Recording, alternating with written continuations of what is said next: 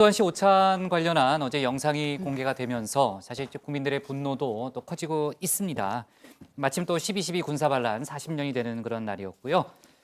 자, 아무튼 정의당 이만솔 부대표가 그 영상을 이제 공개한 이제 부대표가 어제 뉴스룸에도 출연해서 여러 가지 얘기를 했는데 아무튼 어제가 또 12.12 아니었습니까? 그 날짜가. 자중했어야 한다 이런 얘기가 많이 나오더라고요. 네, 일단 뭐 이 전 씨의 최근 모습이 공개된 게 지난번 강원도 홍천 골프장이잖아요. 맞아요. 그때 라운딩하는 추적도, 모습. 네, 그때 네. 추적도 그렇고 이 서대문구 구의원인 정의당 이만솔 부대표의 뭐 오랜 추적의 산물이라고 할 수 있습니다. 자, 임 부대표가 하려던 얘기도 바로 그겁니다. 김장원 목사 일정 때문에 우연히 12.12 오찬이 있었던 거다라는 전 씨 측의 주장에 대해서 자, 12월 12일이 어떤 날인지 본인들이 절대로 모를 리가 없다. 우연히 날짜가 겹쳤다는 건 납득이 전혀 안 되는 변명에 불과하다라고 이야기를 했습니다. 자, 그러면서 뭐 집에 달력도 없느냐라고 묻고 싶다 이런 얘기도 했고요. 당연히 모를 리는 없겠죠. 그렇죠. 네. 본인들 입장에서요. 또 어떻게 12.12를 모르겠습니까? 네, 뭐 여러 가지. 자, 아무튼 그 자리에 합석한 뭐 어떻게 보면 뭐 주재했다는 주장을 지금 하고 있으니까 저쪽에서는요. 김장한 원로 목사 같은 경우에는 전두환 씨 내외와 오랫동안 인연이 있다는 거죠. 네, 김정한 목사가 예전에 이 회고록을 낸 게 있는데요. 그 책에는 역대 대통령들과의 인연을 기술한 부분이 있습니다.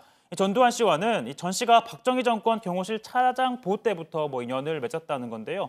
광주 민주화운동 때는 국보위 상임위원장이었던 전 씨의 요청으로 이 사복을 입은 군목 두 명과 함께 광주 지역 목회자들로부터 광주의 진상을 또 파악을 하기도 했다고 합니다.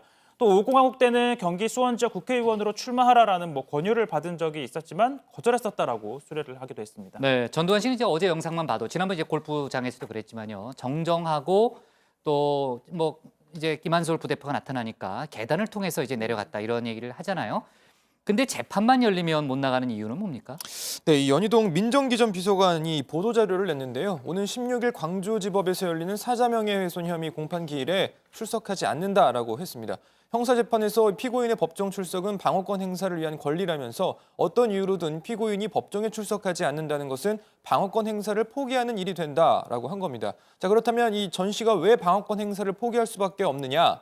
전 씨가 법정에 나와 앉아 있을 수는 있지만 현재 정신건강 상태로는 정상적인 의미 있는 진술은 어렵기 때문이다라고 하면서 기존 입장을 또 되풀이했습니다. 네, 저도 이제 지금 그 보고 있는데 이런 얘기도 했네요. 기억 장치에 이미 저장된 정보는 기억하지만 정보 저장 단계에 문제가 있어서 가까운 일을 기억 못한다 이렇게 돼 있는데 이건 어떤 맥락이에요, 양반자? 이제 바둑을 예로 들었습니다. 바둑을 두면 전 씨가 바둑을 두면 정상적으로 그 대국을 할 때는 한답니다. 그런데 바둑판에서 이제 다 끝나고 일어나면 내가 방금 바둑을 두었나? 이런 사실조차 기억을 못 한다는 거죠.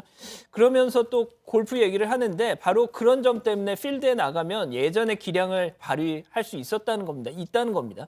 자, 물론 골프장을 떠나면 내가 왜 골프 옷을 입고 있지? 또 이런 식이라는 거죠. 자, 이 얘기가 앞권인데 민정기전 비서관 왈 의료진에 따르면 전두환 전 대통령은 착한 알츠하이머를 앓고 있다고 하더라 했다는 겁니다. 착한 알츠하이머. 그런 게 있나요? 착한 알츠하이머. 아무튼 지금 각 정당에서도요. 전두환 씨의 이런 행태를 오늘 많이 비판들 했죠. 네, 일단 민주당의 이영석 최고위원 오늘 아침 회의에서 자, 12.12 쿠데타의 주역들이 자축을 하면서 고급 요리와 와인을 즐기는 등 호의호식하고 있다. 이들의 죄의식은 예루살렘의 아이히만보다 더 뻔뻔하다 이렇게 강력한 처벌을 촉구했습니다.